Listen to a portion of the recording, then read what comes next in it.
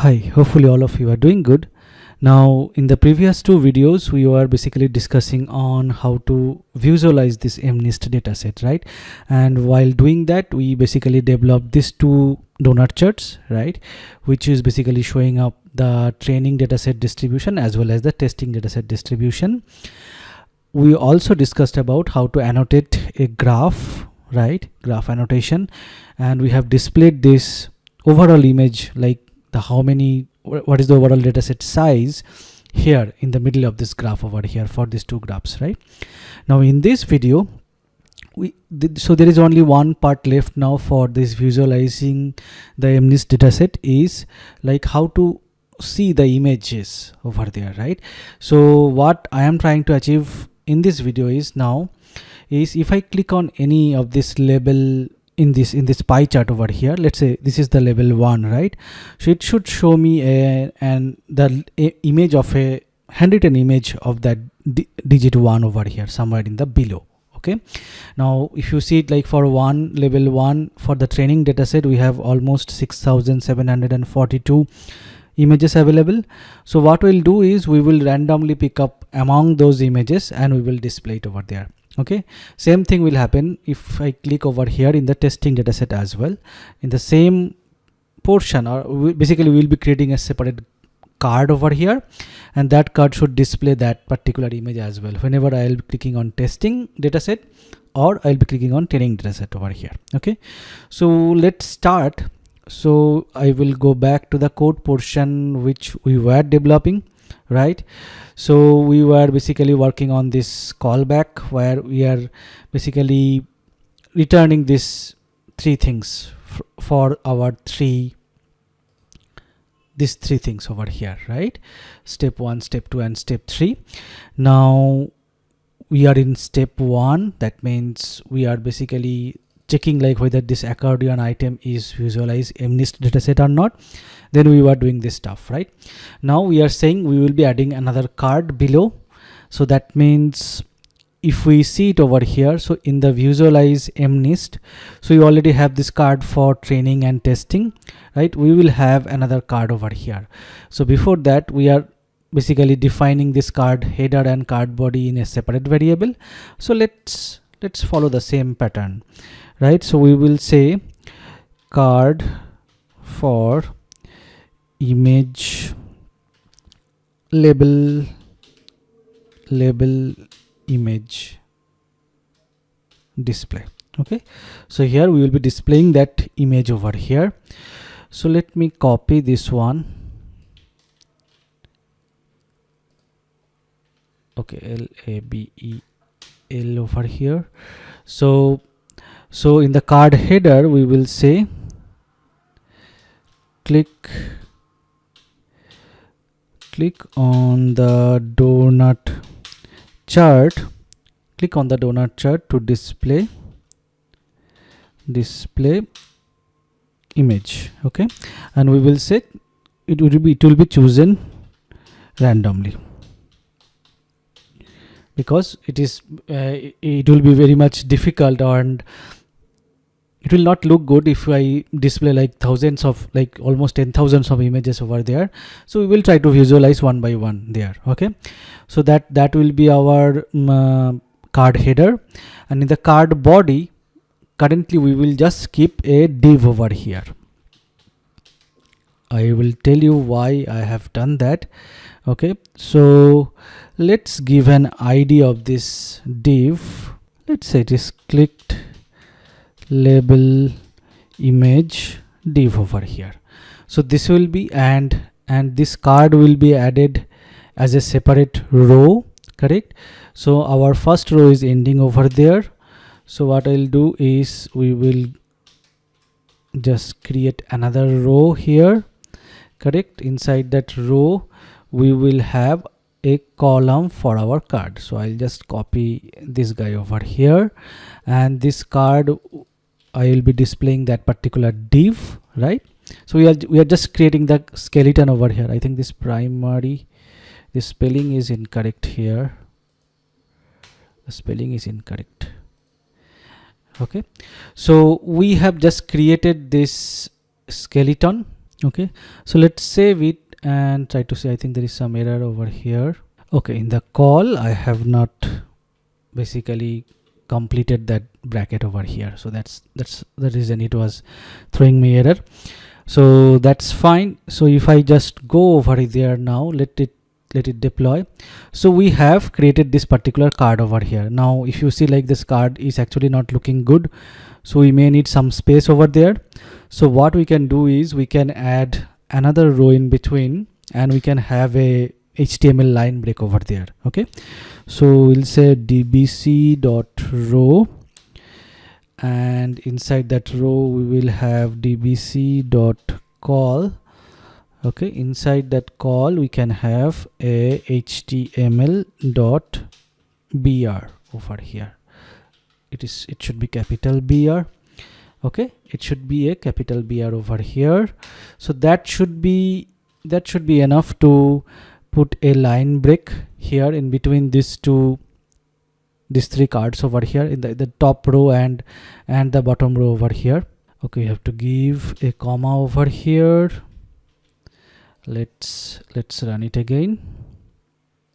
Okay, so once it is deployed, there should be a gap over here. Okay, now our skeleton is ready. So that means whenever I'll be clicking on one or any of these labels on these pie charts over here, so it should display a corresponding image over here or over here as well. Okay, so to do that, how should we do it? So basically this is a drill down functionality we are trying to implement it here, right? So that means if you are following my videos on Plotly Dash, so whenever we discussed the concept behind the callback means nothing like if we click on somewhere or some event occurs, we will take some action, right? So if we click a button, we want to take some action over there. So similar thing over here as well, right? So we are clicking on a graph, so that means we need a callback at least. So let's define that callback. Now the callback will have inputs and outputs there, right? Now inputs will be whenever I am clicking on any label over here, right? So that label details, that should be our input, correct? And output would be like whatever div we just now created, so that div will be the output over here, and we will basically display an image over there, correct? So let's go step by step. So first of all, how we can do it, like how we can get this details over here. So for that, we need to know the graph object properties. Now if you go to the properties of the dcc.graph, like you need to go to the documentation page and go to the graph properties over here. So in the callback, we basically set the property or get the properties of some component and set the properties of some other components, right? So if you see, there is a property called click data. That means whenever you will be clicking on somewhere on the graph, right? So that click event, it will capture over there. So probably this should be the best one for us as well, right? So let's see what this particular click data holds for us. Then probably you can reason it through. So there could be a lot of other properties as well, like the hover data. Like if you want to do the same stuff whenever you will be hovering on the graph, you can basically use this particular property here. So let us do this one. So what I'll do is I'll go to this how neural network learns page. I will copy this guy. Okay, so we are going to have a new callback now to display that. Now for that callback, the input will be the graph clicked data, right?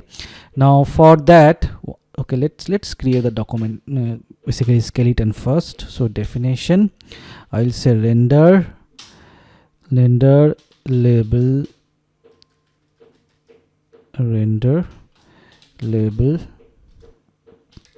image. So this should be our method. For now, I'll just keep pass over here. And the graphs we created here, right? So this is our training figure and this is our testing figure here. So to capture its click data, we need the ID property. So let's set that one first. So I'll keep the same ID here. For this guy as well, I'll keep the testing figure ID, right? the id equals to testing figure here. So let's first do one round of testing with our training figure, then we will concentrate on the testing figure as well. So this test training figure will be an input over here, and the property name we need is the click data, correct? So that is the thing we need it here. And for now we just have a single output, correct? We want to update the div we created here, click label image div, right, inside the card, and we want to update its children property. Now as we have a single input, so we will have a input over here as well, right? I will name it as drill down data. Okay, and for now what I'll do is I'll just print the drill down data, and I will do one thing, I will return the drill down data over here as well. Okay, so we can see it from the UI as well, like upon clicking how it looks like. So if we go over here in our app, so once it is done, so if I just click over here, okay, I think there is a space here, so let it do it. So now once I click on any level over here, I am getting an error. So let's see that error. An object was provided children instead of, okay, so what I need to do is, like, I have basically, if you see, like, this is the click data I am trying to display in this div over here. Okay, so I cannot pass an object over here like a dictionary object. I need to convert it to string. So for that I can just use the json.dumps here, right? So I will do one thing, I will import json now, and here in the callback, while I'll returning it, I'll say json dot dumps here. Okay, so now I think it should be fine. So on clicking anything over here, it should display that corresponding click data over here, right? And if you see, like, currently if I just click on label 8, so this label is coming up 8 over here. So this is the data we need. It has also other data present over here as well, but mainly what we need is which label we have clicked on, correct? Even if I click on label 0, it should be label 0 over here as well, right? So at least we are able to capture the click data over here, and it is usable as well because we are easily able to identify the label from here, right? So let us use this click data to display that image over here. So let us go back to our code. So we will be using this drill down data now. So if you see it here, right, so if we just want to know which label we clicked it, so basically we need to parse this particular dictionary over here. So let us do that. So first we will try to see which label we have clicked it, right? So we'll say clicked label is equals to this drill down data, right? So now in this is basically nothing but a dictionary here. So it has a key called points, right? Now this points is basically an array over here. So we'll take the first element and we will say we'll take the label one here, right? So this should be our clicked label here, right? So if I just print it now, so it should be ideally printing that click label. So if I let it load, there is a callback error over here. It is saying type error, non-time object is not susceptible. Now why this particular error occurred? Because initially when this page loads, so this callback function is also called there, right? So to prevent this initial load, so what we can do is, so there is an input in the callback called prevent initial call. So if we just set it true, if we just set this guy as true, prevent initial call as true, so what will happen? So that initial call will not happen and we will not get that particular error here. Okay, so whenever initially load, now if you see, there is no error here. Now if I click on level 5, this is fine. let's see in the print. So we are able to capture our level 5 over here, right? As you can see it here. So we are able to capture clicked level. Now what we want to display it here is the image corresponding to this particular level, correct? Now that image is present. So if we just see the previous callback, that image is actually present in this xtrain or xtest here, correct? Because ytrain is basically the set of labels and xtrain is basically the set of images over here. So that means to display an image, at least we need this particular array over here as well, correct? So we need to call this guy again. But this is inefficient. So what we will do is we will fix it later. So we do not want to call this MNIST load data again and again. To fix that, what needs to be done, we will do it in later videos, but for now let us build the skeleton first. Okay, so I will just put a comment over here is we'll fix it later. Okay, so xtrain holds our images, so that means we need to find out the corresponding image for a particular label, correct? And there are a lot of images available for a particular label. So that means we need to first know, let's say if I just click on 5, if I just click on any of this level over here, right? 5, in the xtrain, what are the indexes of that particular array holds the images for level 5, right? So to find out that, we need to use, because these are all like this xtrain, xtest, these are all numpy nd arrays over here, right? So we can easily use numpy where to find the same stuff. So let's do that one. So we will say possible indices equals to numpy dot where. Okay, so this will give me a list of indices basically where we have a corresponding level. So we'll say ytrain double equals to integer, because these are all like integer values here, click label, because click label may come as a string from our drill down data, so that's why I'm just converting it as a integer. Now if I just print the possible indices, okay, so let's see what is going on. So if I go over here and clicked on level 7 and go back over here, if you see it's giving me an array over here, right? So these are all the different indexes we have where we have level 7, right? So that is what we have find it over here using this numpy.where as well, right? So once we have this possible indexes, then we can just randomly choose one index and show the data over there. Now to choose randomly, it is very easy. So we can just use random.choice actually. So we will import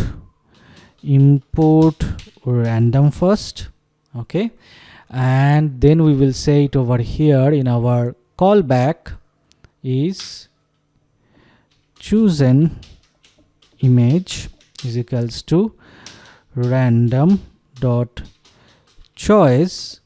Okay, and from where we need to choose from this particular array over here, right? Now as you can see, this possible indices, whatever is printing over here, it's a tuple, right?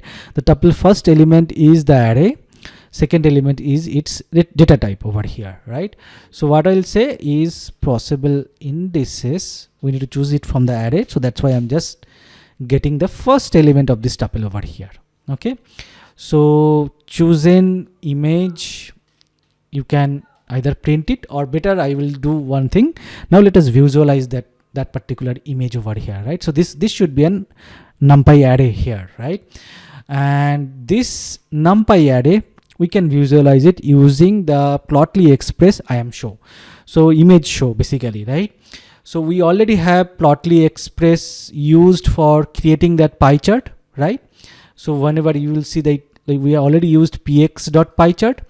Now Plotly Express has another one. So let's see the documentation. So if you see the documentation for Plotly Express and IAM show, so this is basically used for displaying or rendering the image, right?